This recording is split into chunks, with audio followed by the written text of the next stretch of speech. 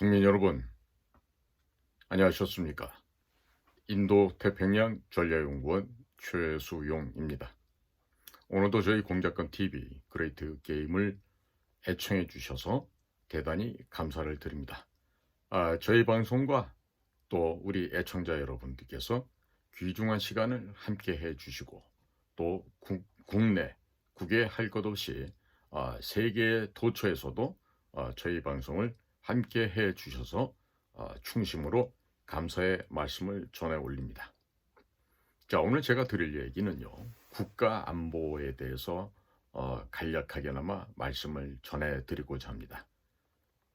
자, 국가 안보, 흔히들 영어로 말하면 내셔널 시큐리티라고 이렇게 얘기를 합니다만은, 우리나라는 왜 국가 안보가 중요시 되어야 할까요?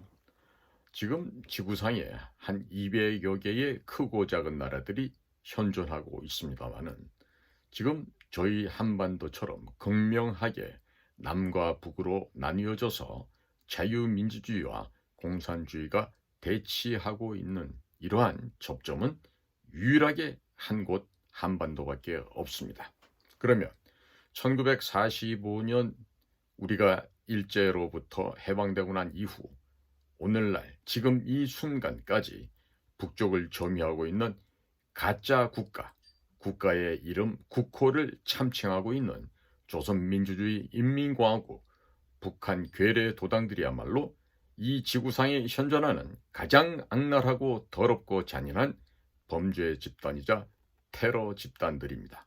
때문에 이것들은 마치 바이러스, 바퀴벌레와 마찬가지인 존재들로서 마땅히 쓸어 없애야만 하는 그런 척결 대상이라는 점을 다시 한번 강조해 드립니다. 그렇다면 국민 여러분, 지금 언론에서조차 제가 지금 우리 동료들이 보내주는 이 소식지를 보다 보면은요, 지금 국정원이 5년 동안 경고했지만 결국 뚫려버린 법원의 전산망 이야기도 등장을 하고 있고요. 또 어떤 칼럼에서는 국가정보원의 정상화를 어떻게 해야 할까, 이런 또 칼럼이 올라오고 있고, 또 다른 또 유튜브에서는 우리 송봉선 선배님께서 직접 한반도 안보전략연구원을 운영을 하시면서 하시는 글로벌 TV라는 게 있는데, 거기에서 보면 새로운 국정원장은 내부 출신으로 조직 장악 능력이 있어야 한다, 이렇게 하면서 이 한반도 안보전략연구원에 분명하고 뚜렷한 입장을 표명하고 있습니다. 또한 K방산을 지켜라 해서 국정원 주도하는 방산 침해 대응 협의회가 지금 또 꾸려지고 있습니다.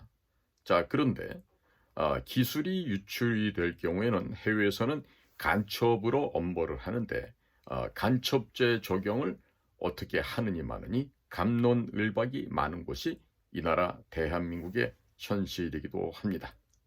자, 그리고 이런 거 이외에도 신문 들고 물 마시는 동작을 연출하게 되면 어떻게 접선한다고 해서 중국 지역에서 북한 괴뢰들의 공작원들을 접선했던 청주 간첩단 이야기가 또 언론에 실려오고 있습니다.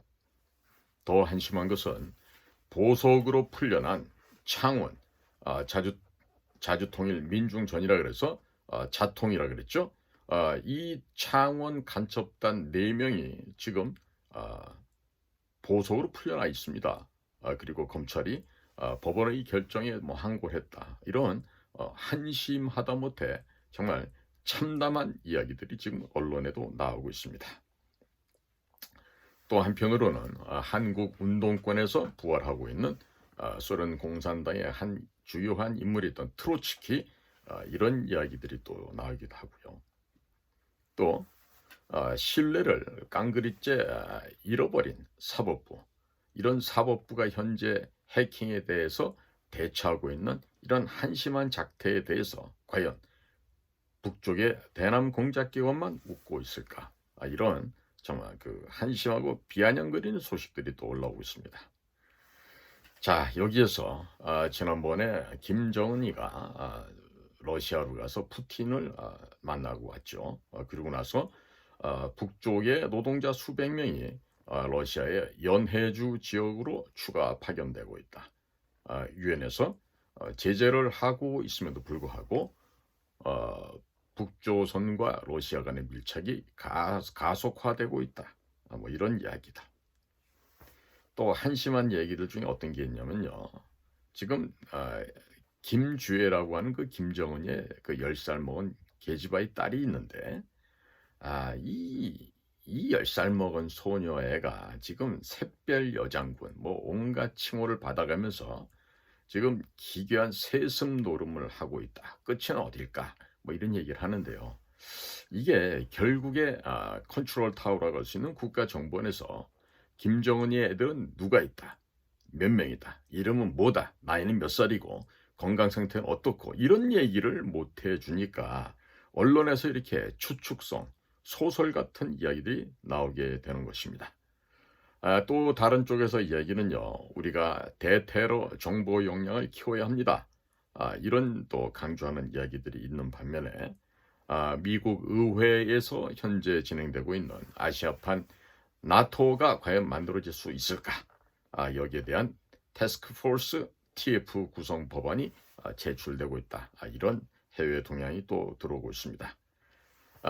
여기에다 추가적으로 지금 옆에 있는 중국의 국가안전부에서 지리정보 데이터 안보 위험을 조사한다는 이와 같은 동향이 실리고 있는데, 이것은 뭐냐면 반간첩 등을 빌미로 해서 해외에서 들어온 여행객이라 하더라도 중국 내부에 있는 어떤 시설물들을 찍었다든지 아니면 그 시설물을 배경으로 해서 사진을 찍거나 했을 때 반간첩법에 잡혀 들어갈 수 있는 이런 빌미가 있습니다. 자, 그런데 제가 지금 모두에서 말씀드렸지만 국가안보라고 하는 것이 과연 국가안보를 담당하고 있는 사람만 하면 됩니까? 보안방첩에 종사하는 국정원 직원들만 국가안보를 하면 되고 일반인들은 하지 않아도 되는 것일까요? 과연 그럴까요? 그렇지 않다라는 점을 말씀드립니다. 지난번 이스라엘이 하마스로부터 기습 공격을 받아서 우왕좌왕하면서 1000명이 넘는 인명이 살상이 되거나 잡혀가거나 했었습니다. 그때 그런 그 참담한 현장을 보면서 저는 어떤 느낌이 들었냐면은 과연 이스라엘의 군사 정보기관 아만, 그리고 국내 정보 보안방첩 담당하는 신베트, 그리고 해외 첩보 공작을 담당하고 있는 모사드, 이 삼위일체로 구성되어 있는 이스라엘의 정보 조직이 과연 정말로 몰랐을까? 진짜 몰라서 하마스의 기습 공격에 노출되고 국민이 도륙당하고 살해를 당했을까? 거기에 대한 질문이 저 머릿속에서는 끊이질 않았었습니다. 자, 그런데 지금 오늘 한반도 안보전략연구원에 계시는 우리 송봉선 전 양지회 회장이신데 이분은 저희 그 정규과정 대선배님이시기도 합니다. 이 송봉선 이사장께서 어떤 얘기를 강조하셨냐 하면은 과연 국가정보원이 정상화되기 위해서는 새로운 국정원장은 내부 출신이 되어야 되겠다.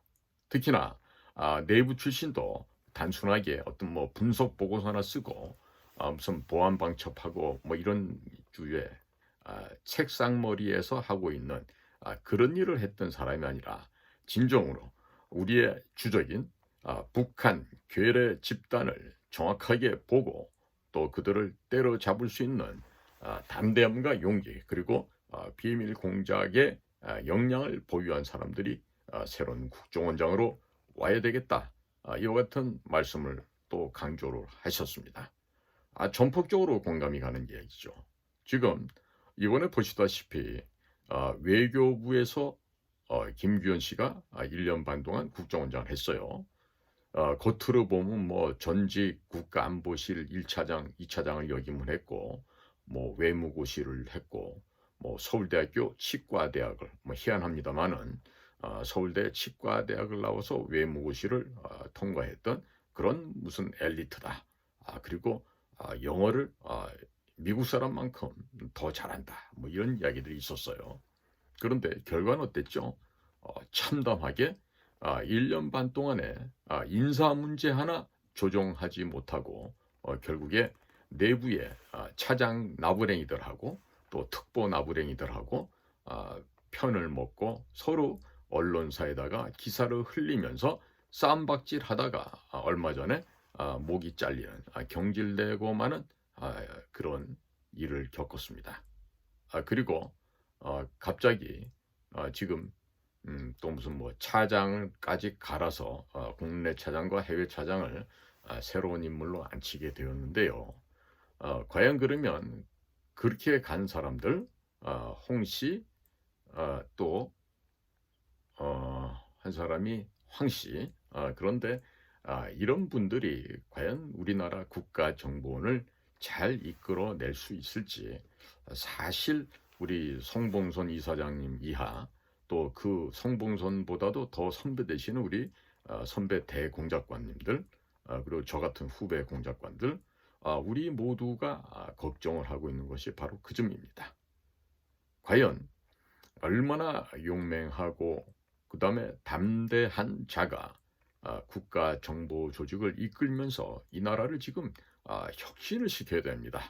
국가 정상화가 전혀 이루어지지 않고 있는 현재 상황에서 여하이 노력을 해서 어떠한 방법을 동원해서 국가의 이 기강을 세우고 국가를 정상화할 수 있는 것인가에 대한 그 해박한 경륜과 또 통솔 능력, 그리고 통찰력, 그리고 국내외를 정확하게 바라볼 수 있는 정세를 판단, 분석할 수 있는 그런 능력, 이런 모든 점에서 골고루 갖춘 자가 지금 국가정보원장이 되어야 되는데, 제가 예전 방송에도 말씀드렸지만 그 외교부의 일과 우리 정보기관, 즉 중앙정보부의 일은 확연하게 다릅니다. 달라요. 달라도 너무 다릅니다. 때문에 그 외형만 보고 살아왔던 외교부 직원이 우리 국가정보부에 온다고 해서 그 일을 할 수가 없는 것입니다. 자, 다시 한번 사례를 말씀드릴게요. 무슨 뭐 외교부 장관 하기 전인가요? 과거에 국가안전기획부 시절에 노신영 씨가 왔었죠. 그분은 아마 그때 국가안전기획부장을 마치고 아마 국무총리까지 했었을 겁니다. 그런데 그런 사람들, 뭐 서울법대를 나오고 뭐 무슨 고시를 했고 하는데도요, 단순하게 당시도 하나의 그 천극을 보면요, 노신영 씨가 와서 지적한 그 외국 문건을 그 자리에서 그 원활하게 해석을 못했다 그래갖고 그쪽 부서가 개박살이 나고 국장도 뭐 진짜 뭐 보따리를 싸는 등 이런 그 해프닝도 벌어졌는데요. 이 비밀 정보 공작을 하는 정보부에서는요, 그런 그 외교부에서 하듯이 데스크에서 책상머리 물림하고 그 무슨 보고서 쓰고 리본 달고 칸 채우고 하는 그런 업무가 아니에요. 그런데 노신영 씨 같은 경우는 외교부를 그대로 옮겨다 놓고 안전기획부의 일을 하려고 했던 거죠. 뭐 그 이후에도 외교부 출신의 차장들이 와서 여기 회사는 이제 우리 정보기관을 얘기합니다. 이 회사를 말아먹은 사람들이요, 다. 뭐 이병기라 할지, 뭐 서대원, 또 뭐 이수혁, 뭐 김수, 뭐 또 더 있을지 모르겠는데, 진짜 이런 사람들은 존재감도 없고 일을 할 만한 역량도 안 되는 사람들이 그저 부임하고 차장 자리에 앉았다는 그 이유만으로 그야말로 호가호위했던 자들이 대부분이죠. 더 웃기는 거는 무슨 학교에서 교수 나부랭이 하다가 온 아저씨들이 국정원 차장을 하거나 이런 사람들이 있었는데 그들 역시 만만치 않게 웃기는 존재들로 해프닝으로 끝났습니다.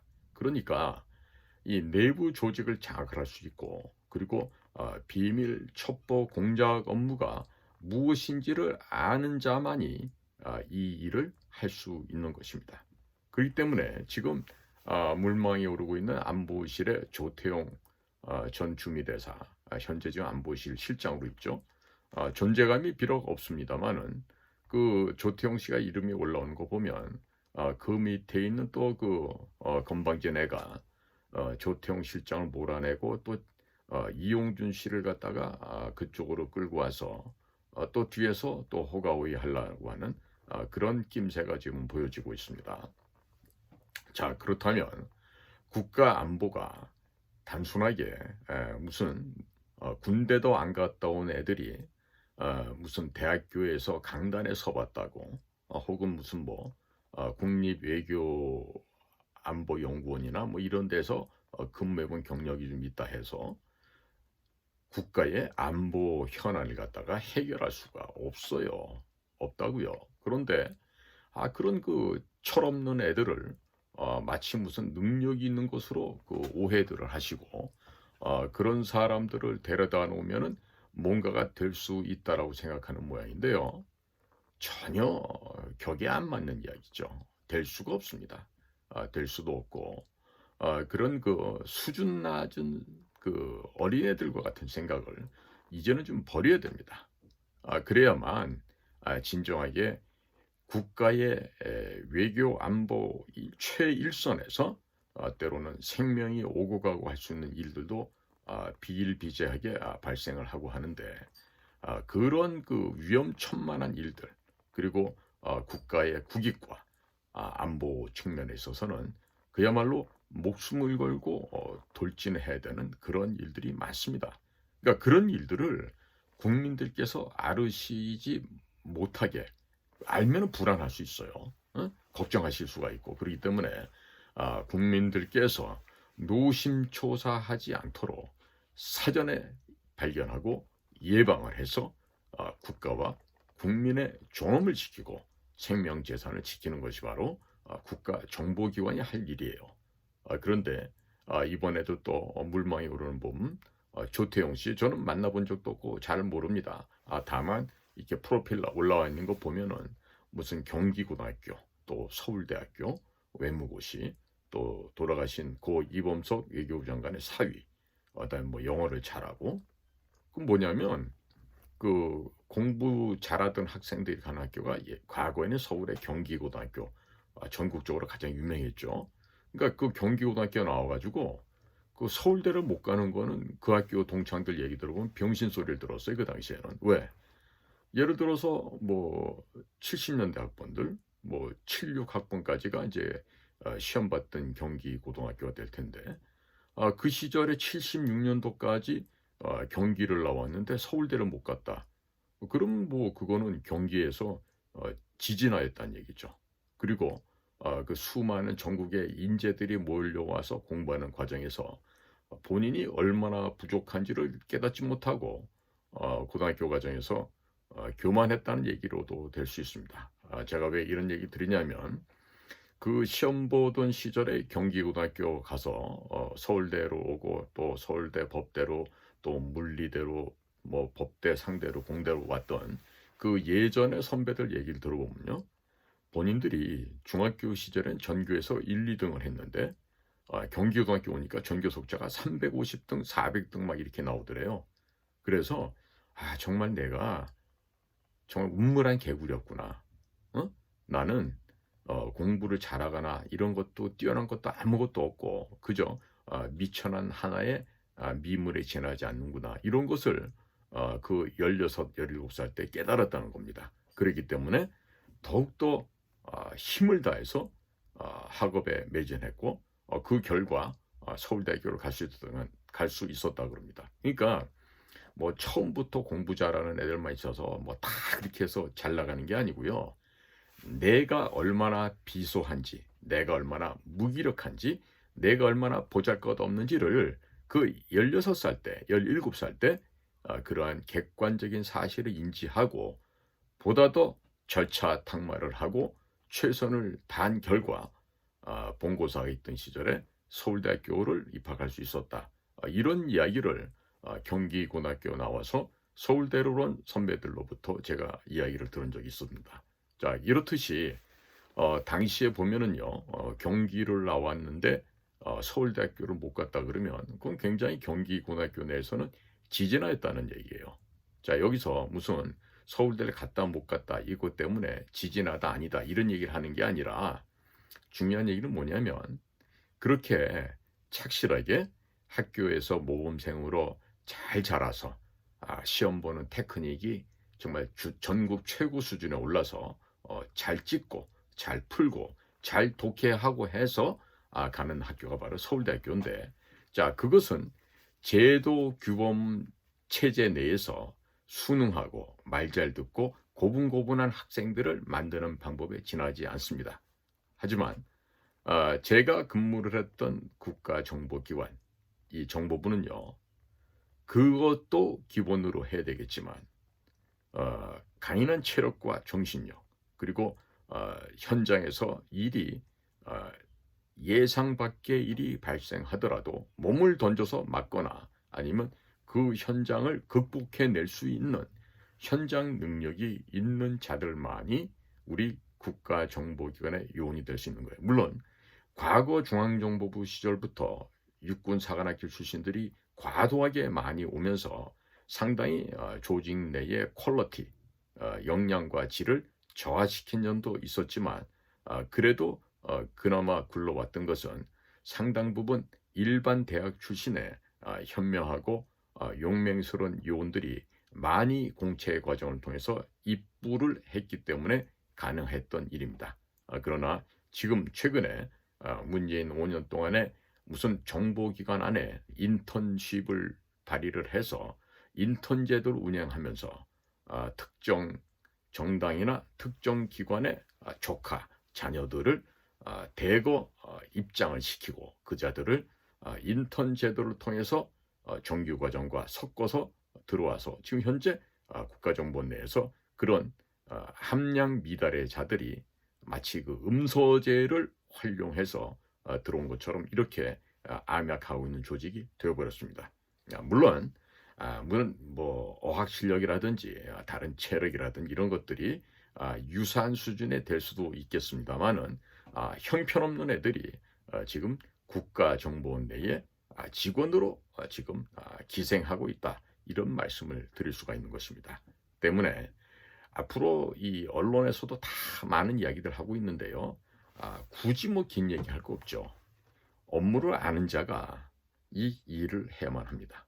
그러니까 업무를 모르는 자가 이 정보기관의 기관장으로 오게 되지 않습니까? 그러면 낭패를 볼 수밖에 없어요. 자, 제가 지난번에도 김규현 국정원장은 일할 수 있는 능력이 안 되시면 하루빨리 사표를 쓰고 나가십시오라고 제가 제안을 한 적이 있었습니다. 제가 틀린 말한 거 아니죠. 그랬더니 제 동료였던 놈이 그 공작국의 국장을 하면서 저를 입을 틀어막아야 됩니다라고 보고를 해서 김규현 씨가 아무 생각 없이 저를 경찰에 고발을 한 것이죠.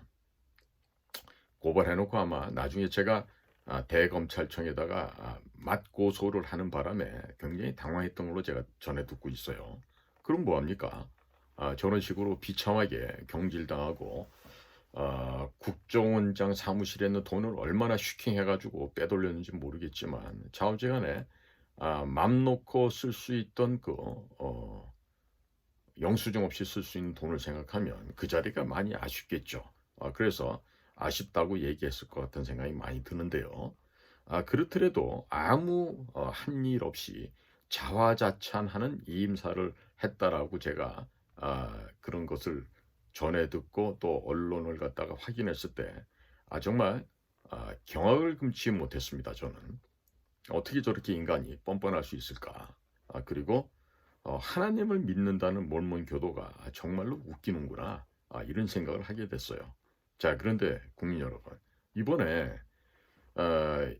우리가 부산 엑스포를 유치하기 위해서 뭐 나름대로 열심히 떴다고 하는데 결과는 한국 29, 사우디아라비아 119, 29대 119, 그야말로 초라하게 비참하게 우리가 아주 완전히 완패를 당했습니다.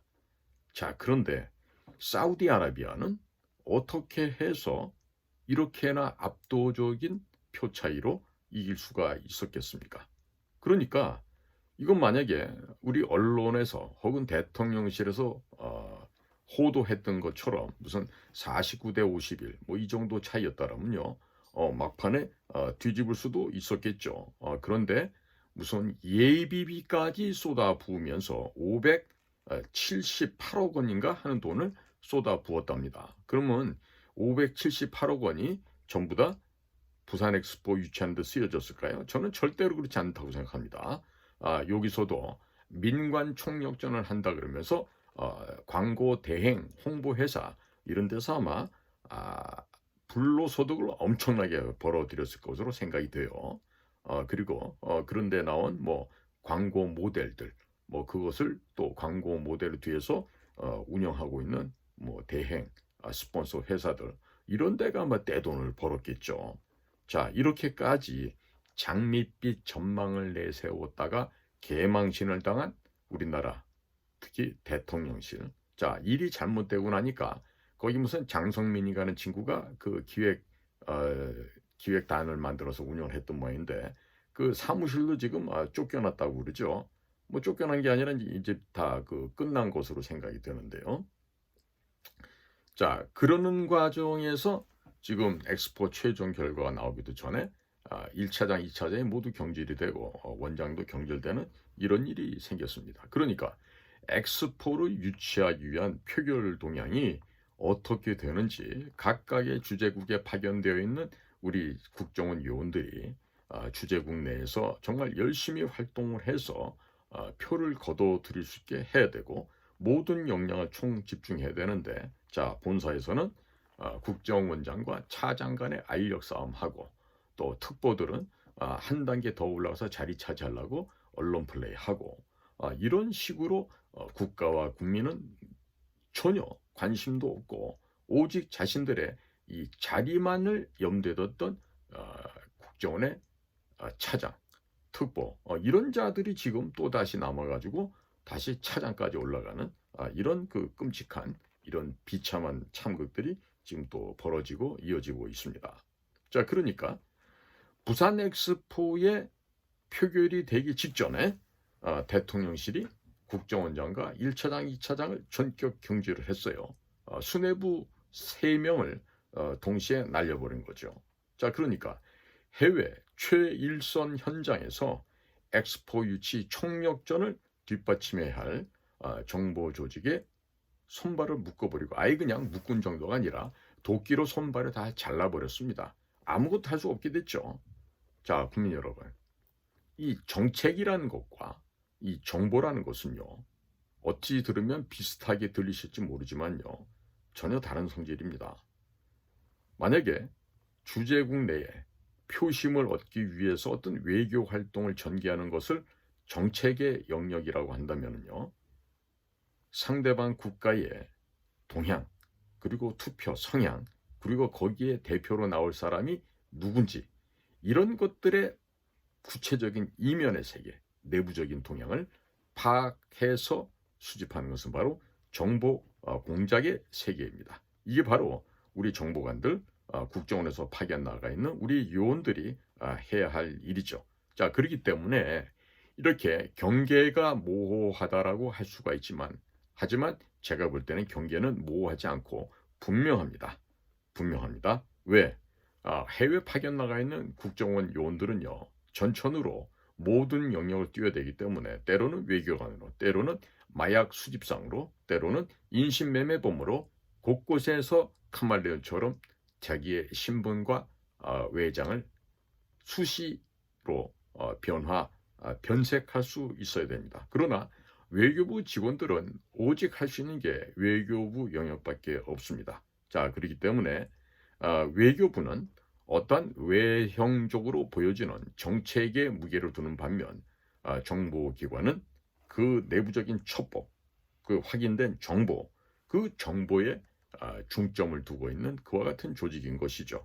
자, 그러니까 막판까지 정말 죽기 살기로 첩보전을 방북해 할 정도로 정보 싸움과 전투를 해도 시원치가 않을 텐데 국정원이라는 조직이 내부 문제에 시달려서 인적 교체라고 하는 초강수를 대통령실이 둘 수밖에 없던 것은 참으로 참극이다. 이렇게밖에 얘기를 할 수가 없습니다. 자, 그러니까 이것은 본래 정보 수집 업무 그리고 대통령을 정책적으로 정보적으로 보좌하는 기능은 망각해버린 채 오직 자신들만의 보직, 승진, 자리싸움에만 혈안이 되어서 있었던 물고 뜯고 했던 국정원의 김규현 원장 및 차장, 그리고 그 밑에 있는 특보들, 이들의 내부적인 이전 투구로 말미암아 국가의 정보 조직이 피폐해졌다, 그리고 무기력해졌다, 이런 말씀을 드릴 수가 있습니다. 지난 윤석열 정권 초반부에 조상준이라고 하는 자가 국정원의 기조실장을 왔어요. 이 사람은 역시 서울대학교 법과대학 출신의 검사 출신이고 나름대로 그 또래에서는 공부를 곧잘 했다, 이런 얘기를 들었는데요. 공부 잘했다는 거, 시험 잘 봤다는 거 하고 국정원의 기조실장하고 무슨 상관이 있습니까? 윤석열 대통령하고 친했다? 자, 그것만 갖고 올 수 있습니까? 자, 들어와서 이전에 문재인 정권 시절에 호가호위했던 자들이 다시 조상준이를 둘러싸고 그 자들이 해주는 말을 듣고 이 조상준이라고 하는 기조실장이 김규현 원장의 소위 말해서 맞섰다는 거죠. 그리고 조상준과 함께 권춘택 1차장이 같이 팀을 만들어서 김규현에게 대항하고 또 그 밑에 있는 직원들을 보직을 가지고 서로 쌈박질을 하고, 자, 이러다 보니까 해외 정보 수집하고 해외 공작해야 되고 비밀 공작을 해야 되는 정보기관이 해야 될 일은 하지 못하고 헛짓을 하고 있었다. 즉 망할 놈의 짓을 하고 있었다, 이런 얘기가 되겠습니다. 자, 그러니까 윗선이라고 하는 국정원장, 차장, 기조실장, 특보, 이런 것들이 자 권력 투쟁이나 하고 앉았는데, 자 밑에 있는 애들은 그 자들의 입맛에 맞는 말만 해서 보고를 하겠죠. 그러니까 과연 현장의 요원들조차도 자신이 죽기 살기로 혼신의 노력을 다해서 국가 안보에 매진할 수가 있었겠습니까? 절대 안 되죠.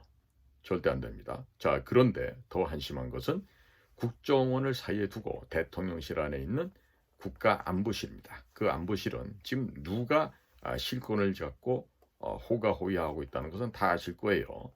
마포고등학교 나온 서강대학 출신의 모 교수 출신이라는 자가 있는데 그 자는 과거 MB 시절에도 청와대 내에서 국가전략비서관을 하면서 기무사령부의 비밀문건과 국정원의 비밀문건을 들고 나갔던 자입니다. 즉 간첩 행위를 했던 자입니다. 그런데 벌금 300만 원을 물고서도 지금 버젓이 대통령실 국가안보실에 차장 직위에 있어요. 자, 그러니까 지금 일을 해도 일이 정상적으로 돌아갈 역량이 없는 자들이 자리에 앉아 있다 보니까 적극적으로 국가의 국위를 선양하거나 국가 안보를 지켜나가는 일을 할 수가 없는 거죠. 역량 자체가 안 됩니다. 경험 자체가 부족합니다. 그리고 현장 경험이 없는 자들이 지금 국가 안보를 한다고 저렇게 앉아서 폼을 잡고 있는 것입니다. 자, 그러니까 국민들을 희망 고문을 한 것입니다. 국민들을 희망 고문했어요. 마치 부산 엑스포가 유치가 될 것처럼, 근접해 있는 결과인 것처럼, 그리고 다소 처져 있긴 하지만 우리가 역전할 수 있다, 이러면서 거짓말로 국민들을 희망 고문하고 지들끼리는 관계에 있는 광고 홍보 기획사들과 국고의 상당 부분의 꿀단지를 빼돌려서 지금 배를 불렸던 것으로 보여집니다.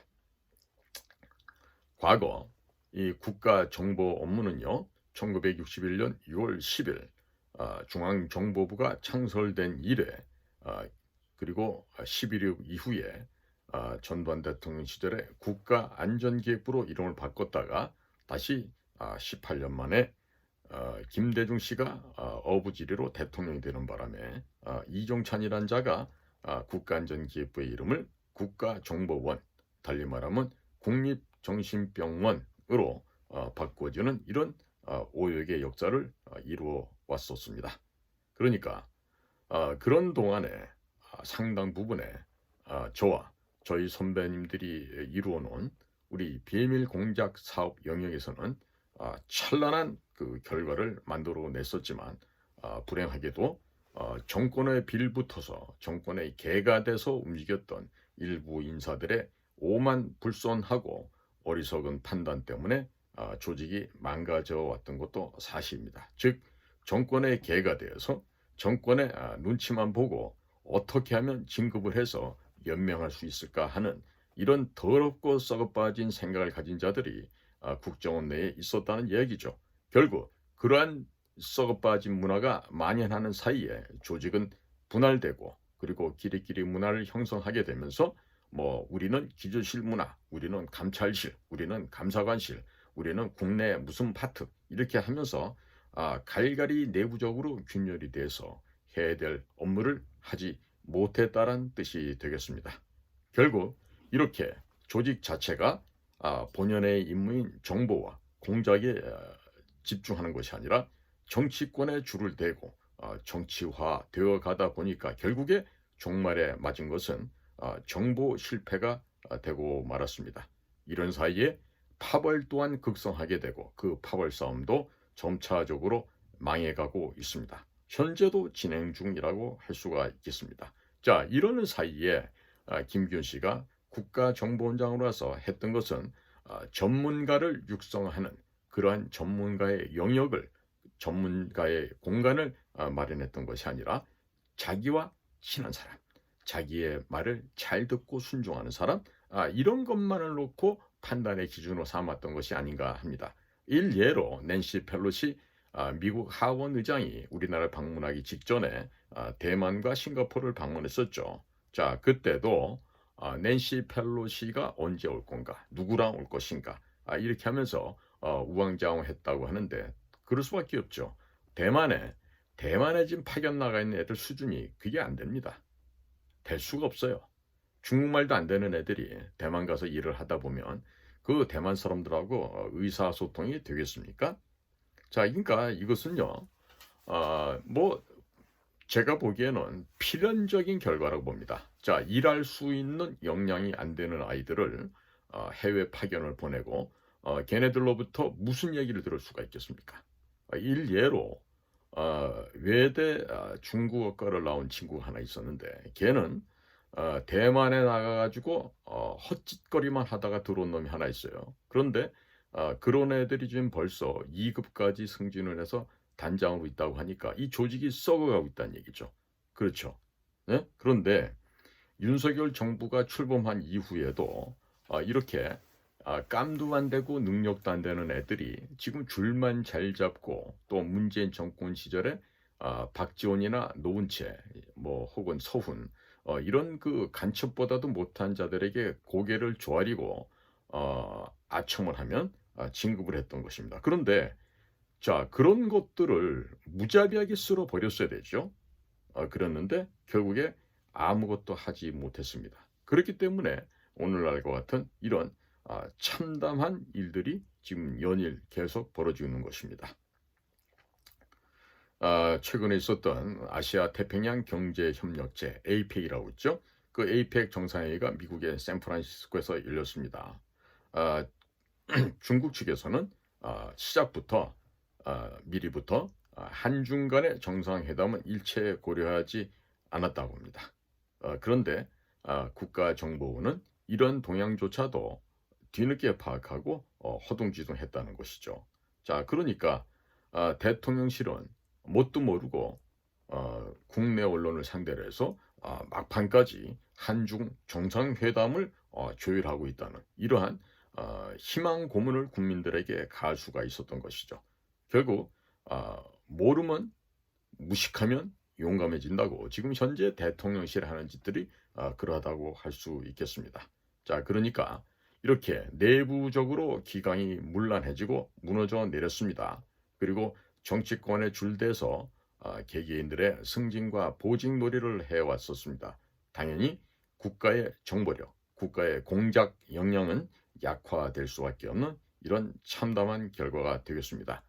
이미 문재인 정권 시절에 우리 국가정보원의 휴민트, 즉 인간정보 분야의 역량이 송두리째 썩어 문드러져 버렸습니다. 그렇다면 이렇게 붕괴된 망가진 대북 휴민트 역량을 다시 부활하는 게 윤석열 정부가 해야 될 일 아니겠습니까? 그런데 그 일을 게을리하였습니다. 자, 그러니까 정보 조직을 개선하는 데는요, 무엇보다도 아무리 발달된 선진기법 엘린트 혹은 시긴트 혹은 뭐 오인트, 오신트, 테킨트 이와 같은 구체적인 전문 영역에서의 입수 정보들이 있겠습니다만은요, 그 무엇보다도 중요한 것은 정확한 휴민트, 휴먼 인텔리전트를 양성하는 것입니다. 자, 이렇게 정확한 하나의 완벽한 공작 요원을 양성하는 데는요, 10년, 20년, 30년씩 걸립니다. 그래야만 현장에서 정확한 정보 수집 활동을 통해서 확실하게 대처할 수 있는 구체적인 대응 방안까지 나올 수가 있는데 이 모든 것을 놓쳐버렸습니다. 자, 그러니까 지금 정권 교체를 이루고 나서 무슨 그 뭐 있죠, 뭐 대통령 대선 캠프다, 혹은 이제 승리하고 나면은 또 사전에 하는 게 있죠. 뭐 한 50여일 동안에 그 정부 조직을 짜고 하고 있는 그 기간 동안에 이러저러한 방안을 통해서 구체적인 사람을 하는데요. 자, 이번에도 보면요, 윤석열 선거 캠프에 있던 사람들이 주로 서울대학교 법과대학 출신들이 많이 있었다 그러고, 그 중에서는 윤통께서 아주 친형처럼 친하기 전에는 권치성을 가진 무슨 변호사가 있었다 그래요. 또 이시성을 가진 뭐 후원 회장도 있었다 그러는데, 이런 사람들 눈에 김규현이라는 사람이 어떻게 비춰졌는지 몰라도 좌우지간에 국정원장으로 발탁이 되었던 거 아니었습니까? 그런가 아마도 그 변호사 출신 권모 선생님이나 아니면 후원 회장을 했다는 이모 선생님 같은 경우는요, 저희 정보 분야 일을 안 해봤겠죠. 그 서울대학교 법과대학 나온다고 이런 일을 할 수 있는 기회는 없어요. 그러니까 일도 안 해본 분들이 국익이 뭔지, 국가 안보가 무엇인지, 이런 외교가 뭔지, 정보가 뭔지도 제대로 모르면서 겉에 보이는 딱지, 지금 뭡니까? 외무고시 출신, 서울대학교 치과대학, 과거 박근혜 정부 때 외교안보실 1차장, 2차장 역임 경력, 뭐 이런 것들만 보고 단 한 번도 대사가 겁이 나서 해외 대사 한 번 어플라이 안 해봤던 사람을 국가정보원장에 앉히는 이런 오류를 범하고 말았습니다. 이것은요, 국익에도 반할 뿐만 아니라 국가 안보에는 철저하게 반하는 행동과 또 그로 말미암아 초래된 그 결과에 대해서는 김규현을 국가정보원장직에 천거했던 사람들은요, 지금 국민들 앞에 석고대죄를 해야 할 것입니다. 우리는 단지 우리는 음지여세라고 양지를 지향한다고 하는 우리 과거 중앙정보부 시절의 원훈석을 가져다 놓는 것이 우리의 일을 하는 것이 아닙니다. 중요한 것은 보이지 않는 곳에서 밤낮을 구분하지 않고 오직 국가와 국민들을 위해서 일할 수 있는 천벽, 이 나라의 수호 세력으로, 체제 유지 세력으로 우리는 그 일을 해야 되겠습니다. 그런데 불행하게도 지나간 세월 동안에 우리는 음지에서 일하고 양지를 지향해야 되는데 거꾸로 양지에서 일하고 음지를 지향하는 그런 썩어빠진 조직이 되어버렸던 것입니다. 자, 이번에 엑스포 유치에 있어서도 치명적인 실패를 경험을 했습니다. 자, 그런데 앞으로 이와 같이 현재 정보기관을 운영을 한다면 이러한 실패는 계속 반복이 될 것입니다. 지금 제가 늘 주장을 하지만 아는 것만큼 보이고 아는 것만큼 들린다 그랬습니다. 아무런 경험도 없고 실전 경험이 없는 사람들을 국가정보원에, 그것도 딴 자리도 아니고 원장 자리에 놓게 되면은요, 이거는 국가의 이익도 사라져버리고 국가의 안보도 붕괴되어 버립니다. 따라서 이와 같은 조직 개혁이 그 어느 분야보다도 시급합니다. 이스라엘의 정보기관 모사드나 신베트 혹은 아만이라고 하는 조직들이 하루아침에 이루어진 조직들이 아닙니다. 조상들의, 선배들의 피눈물 나는 노력과 또 그 선배들이 흘린 뜨거운 그 핏줄기 속에서 이스라엘의 모사드가 만들어졌고 신베트가 만들어졌으며 군 정보기관 아만이 지금의 위치에 와 있는 것입니다. 자, 국민 여러분, 이번에 하마스의 기습 작전에 기습 공격에 이스라엘에 당한 모습을 보셨겠습니다만은 우리는 그 하마스보다 100만 배 이상 악랄한 북한 괴뢰 집단, 테러 집단, 국제 범죄 집단과 지금 대치하고 있는 상황입니다. 이와 같은 상황 속에서 단지 이번에 끝난 부산 엑스포 유치 실패는 우리 정보기관, 정보조직의 단 편린에 지나지 않는 실패 사례가 되겠습니다. 계속 우리는 보다도 큰 국가적인 재난과 참사를 맞닥뜨릴 수가 있는데 지금부터 대비를 못한다. 그러면 엑스포 실패가 아닌 엑스포보다 더한 실패를 계속 맛볼 수도 있습니다. 실패를 거울 삼아서 미래를 대비하는 그런 지혜가 필요할 때인데 과연 그것을 우리가 준비가 얼마나 되어 있을까요? 참담하지만 지켜봐야만 할까요? 과연 그럴까요? 국민 여러분, 정신을 차리십시오. 그리고 이번 내년도 총선에서 지금 갖가지 정치 평론가들이 떠들어대는 소리에 현혹되지 마시기 바랍니다. 국민들께서 하실 일은요, 오직 하나, 바른 투표를 해주시는 겁니다. 자, 지금 국민의힘당 같은 경우라면 부정선거 운운하기 전에 저런 자들을 뽑아서 과연 국가대표 의원으로 뽑을 수가 있겠습니까? 절대로 안 되겠죠. 먹고 놀고 쉬고 자고 하고 있는 저런 여의도의 쓰레기들을 왜 양당제의 근간으로 하는 더불어공산당, 민주당과 그리고 유약하고 일 안 하고 먹고 노는 국민의힘들에게 균분해 줄 필요가 없죠. 국민 여러분, 이제는 국내 정치도 반중 친미를 입으로만 하는 것이 아니라 행동으로 할 수 있는 그러한 진정한 반중 친미의 정당을 선택하시기 바랍니다. 우리 국내에서 반중 친미를 할 수 있는 유일한 정당 고영주 대표가 있는 자유민주당입니다. 자유민주당 홈페이지를 방문해 보시고 오셔서 자유민주당이 과연 어떠한 정책과 실천 공약을 내고 있는지를 보십시오. 무엇보다도 국민의 삶 속에 깊숙이 같이 들어가서 같이 숨쉬고 호흡하는 그런 정당, 지금 오직 하나의 정당 자유민주당밖에 없습니다. 자, 고영주 대표도 지금 같은 애국 활동을 하기 위해서 아버님께서 물려주셨던 고향의 집까지 팔아버리는 그러한 극약 처방을 지금 하고 있습니다. 자, 이렇듯이 모두가 다 힘을 모아서 자유 대한민국을 지켜내야 되겠고 앞으로 저런 거짓의 세력들 밥만 먹고 일 안 하고 놀고 먹고 쉬고 자는 그런 현재의 국회의 입법기관을 구성하고 있는 자들을 모조리 단 하나도 남기지 말고 다음번 4월달에는 쓸어 없애야 되겠습니다. 국민 여러분들 정신을 바짝 차리십시다. 정신을 바짝 차리셔서 이 나라를 구하는데 모든 국민이 총알을 이루어야 하겠습니다. 그리고 내년도에 지금 현재 비례대표제에 대한 또 선거 법안을 또 만지고 또 고치려고 하고 있는데 이자들의 저런 농단에 속아 넘어가시면 안 되겠습니다. 정당 선택하는 투표에 있어서는 반드시 고영주 대표가 있는 자유민주당을 선택해서 자유민주당의 후보들이 국회로 입성을 해서 단체 교섭권까지 가질 수 있는 20석 이상을 차지할 수 있게끔 국민 여러분들께서 힘을 모아 주십시오. 오늘도 저희 공작권 TV를 경청해 주셔서 대단히 감사를 드립니다. 저는 인도 태평양 전략연구원의 최수용이었습니다. 감사합니다.